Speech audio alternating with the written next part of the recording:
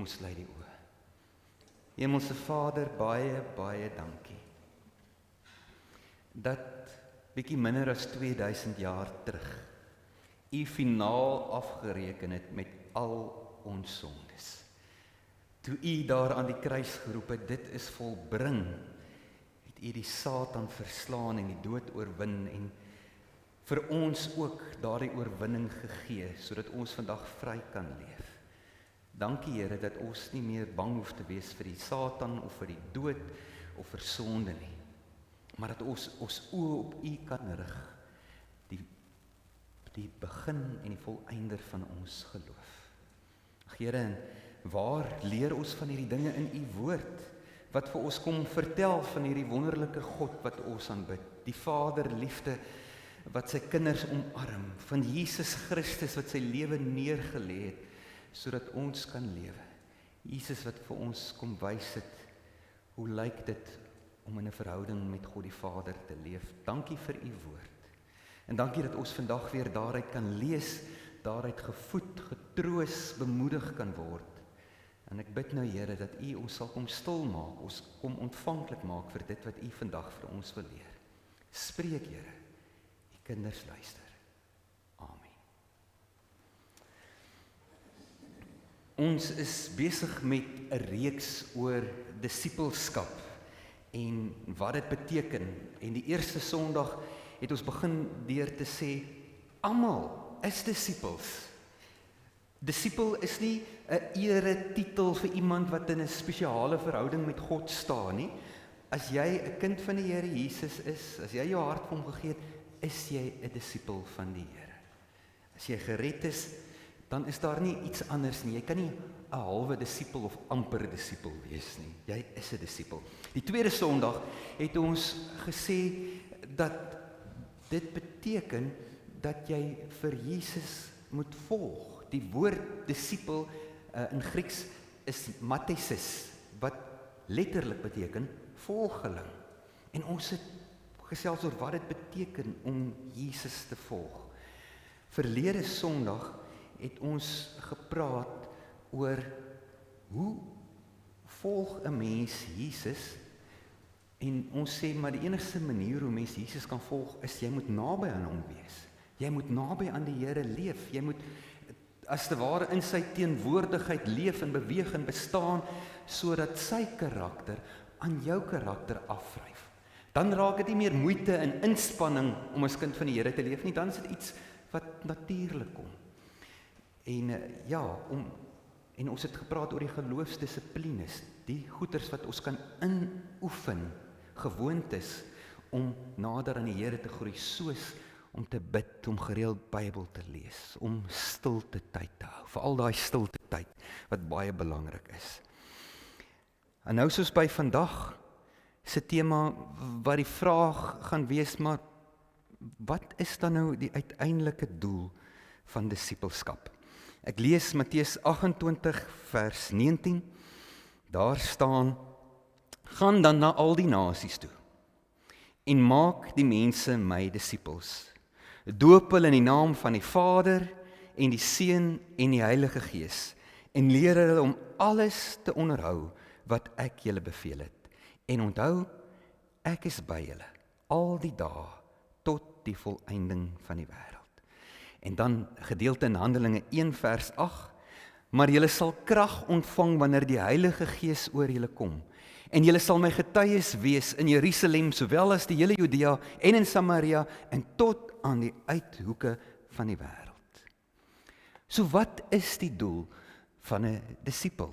Die rede vir disipelskap? Wel, eerstens om nader te groei aan Jesus Christus.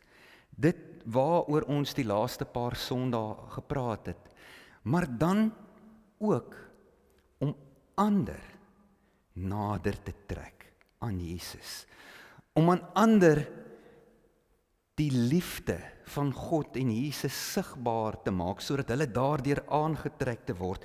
In ander woorde, ons moet gaan disippels maak.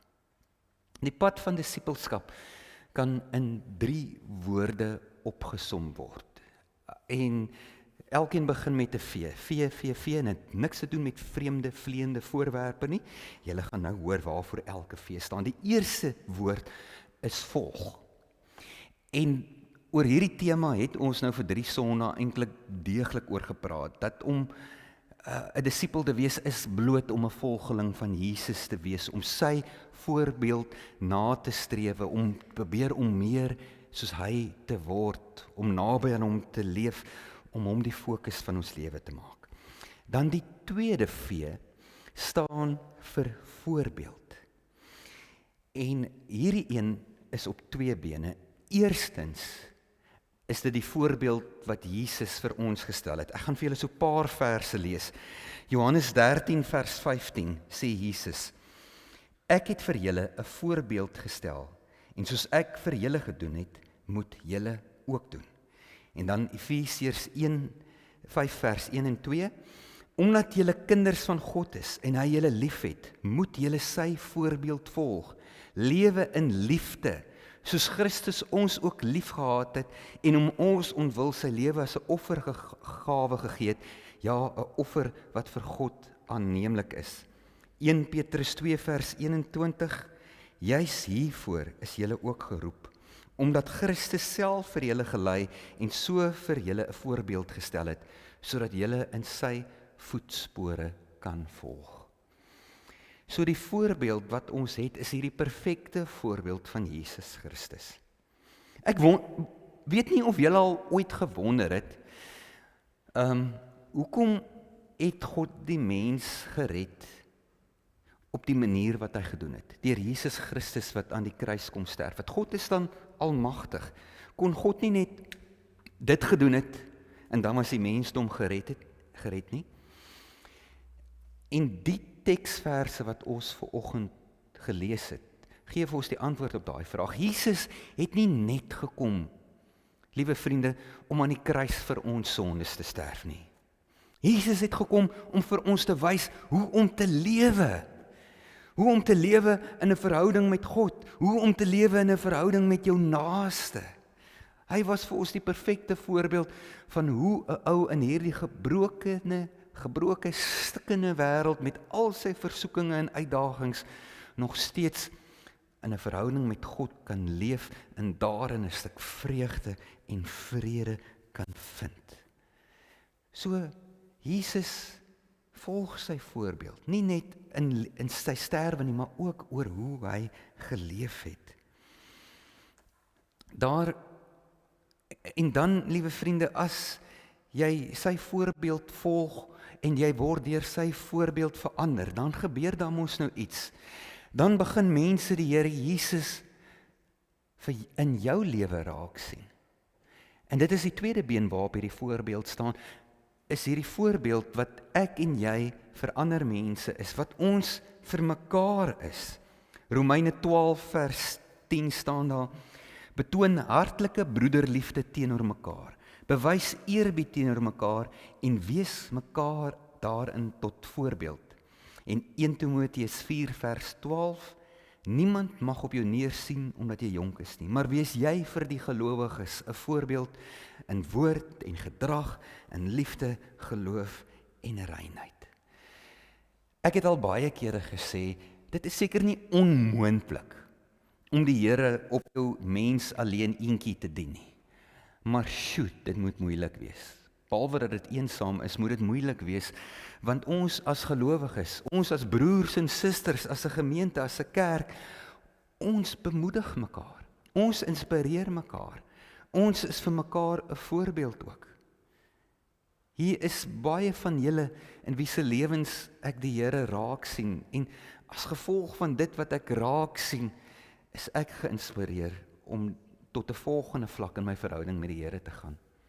Ek wonder hoeveel kere, liewe vriende, het ek al gegaan om iemand te gaan besoek. En dit het nou weer in hierdie afgelope week gebeur. Iemand wat baie siek is of sterwend is. Om die persoon te gaan bemoedig, en ek gaan sit daar en dan word ek bemoedig. Word ek getroos, word my geloof versterk. En dit is hoe ons moet leef. dat ons dit wat ons by die Here Jesus geleer het en gesien het, dat ons dit so deel van ons eie lewe sal maak, dat ons ook nou so sal praat en leef en doen, dat ander mense Jesus in ons raak sien en dit na hulle toe aantrek. In jou voorbeeld gaan jy anders te wees as die res van die wêreld. Mense gaan sien, maar hierdie man, hierdie vrou, hierdie kind is nie heeltemal soos ander mense nie. Hier is iets anders. En dan hopelik iewers op 'n dag gaan iemand na jou toe kom en vir jou vra, maar hoekom is jy anders? Hoe kry jy dit reg om ten spyte van al die versoekinge staande te bly of om geduldig te wees as jou geduld beproef te word? En dit bring ons dan by die volgende treukie, die volgende V. En dit is verkondiging. Verkondiging. Julle, daar is baie goeie mense in hierdie wêreld. En nie almal van hulle is Christen nie. Daar is Hindoes en Boeddhiste en Moslems en self ateïste wat regtig waar goeie mense is. Wat sommige van hulle, die manier hoe hulle lewe en optree, is eintlik meer Christelik as sommige mense wat hulle self Christene noem. So ons moenie as Christene dink, ons het 'n monopolie daarop om goeie mense te wees nie. Maar daar is ander aspekte wat ons weet, waarop ons wel 'n aanspraak het, dat ons het die enigste weg en die waarheid, en dit is wanneer dit kom by die verlossing deur die Here Jesus. Ander mense kan goeie mense wees. Hulle kan 'n wonderlike lewe leef en baie beteken vir hulle naaste in hulle gemeenskap. Maar hulle is nie gered of verlos nie. Die dag wanneer die Here kom, dan gaan hulle hierdie kant toe, terwyl die res van ons wat glo daai kant toe gaan. En dit is waar ons verantwoordelikheid is, dat ons vir daai mense ook sal vertel dat daar is 'n Here Jesus, wat ongelooflik lief is vir hulle. Dat ons, behalwe dat ons goeie mense is, ons ook hierdie hoop het, hierdie vooruitsig waarin ons vashou, en dit is dat hierdie lewe is nie die einde nie, dat daar is 'n lewe wat aangaan, en ons ken die weg daarna. En dit is deur die Here Jesus Christus.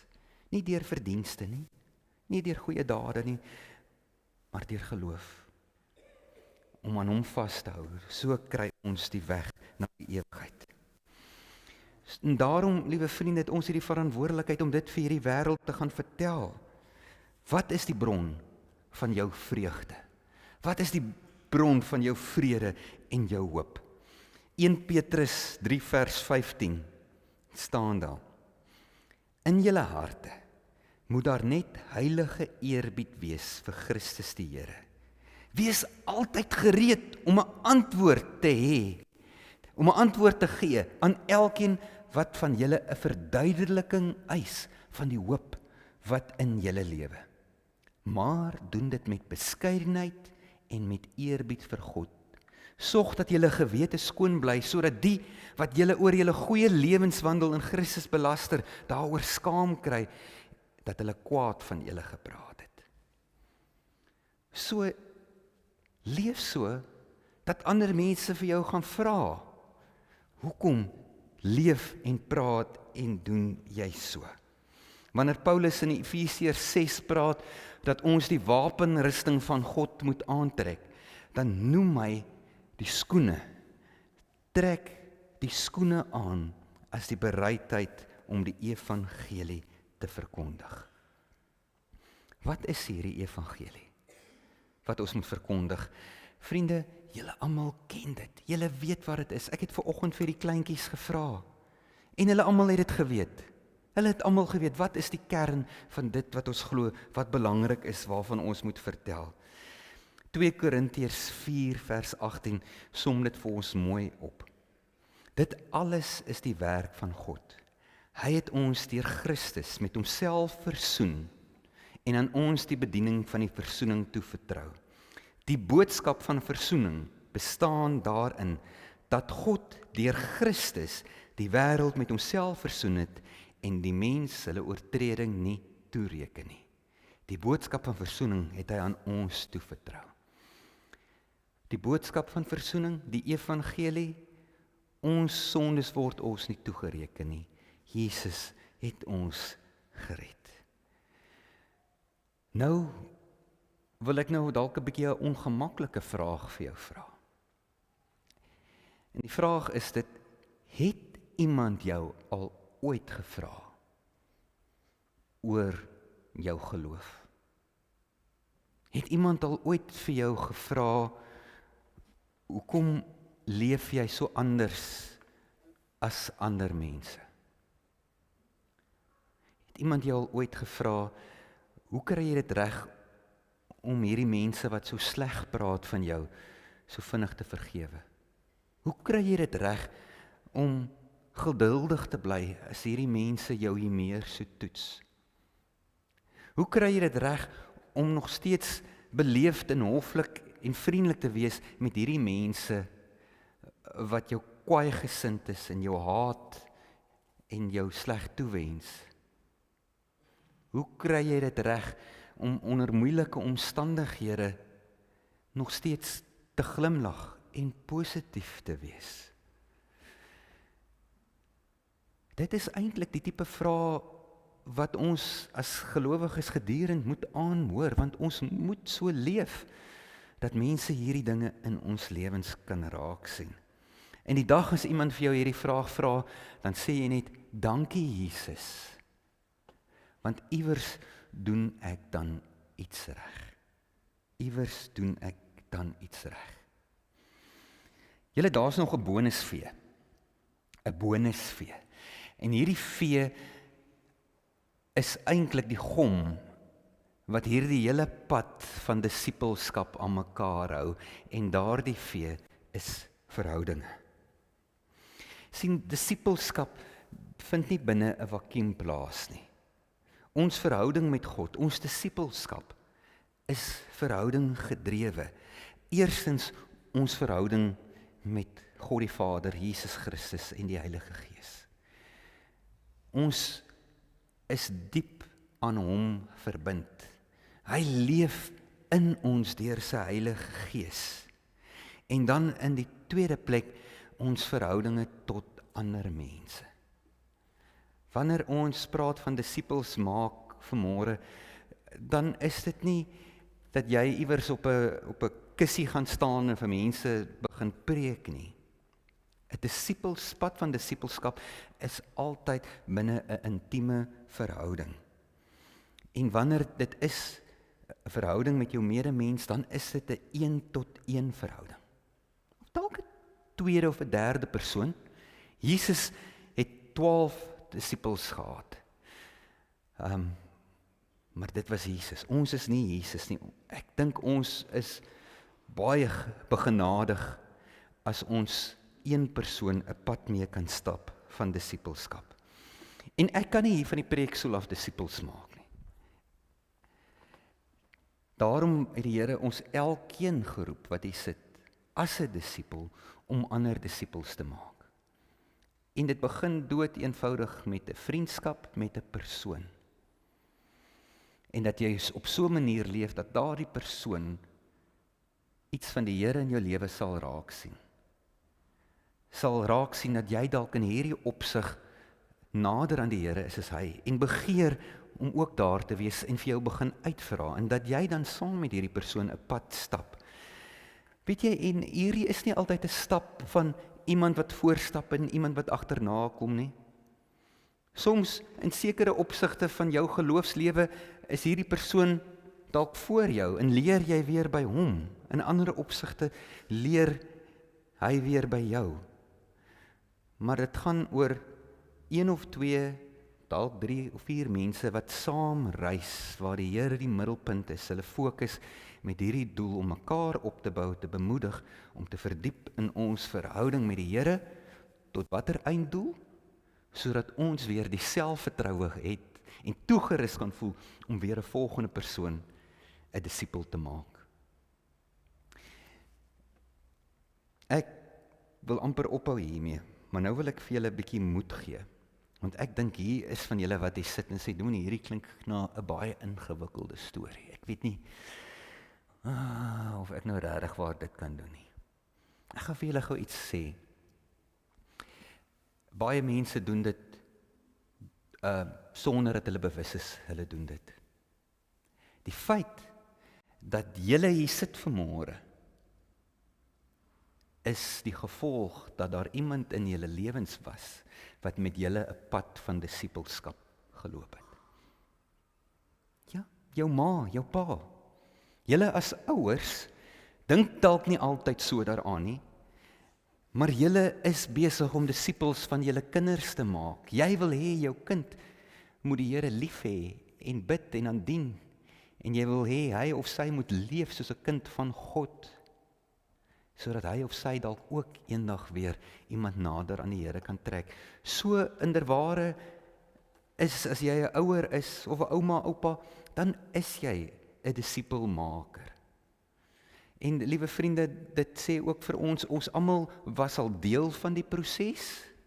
As jy hier sit, as die jou ma of jou pa was dit dalk 'n vriend, of 'n vriendin, of 'n buurman, of 'n sonndagskooloom of tannie, wat met jou die bemoeienis gedoen het, sodat jy gesien het, sjoe, die Here is 'n werklikheid. Dis nie net 'n storie nie, ek wil die Here volg. So, disipelskap is nie vir net uitgesogte mense nie, ons almal is geroep as disipels, en ons almal word gestuur om disipels te maak.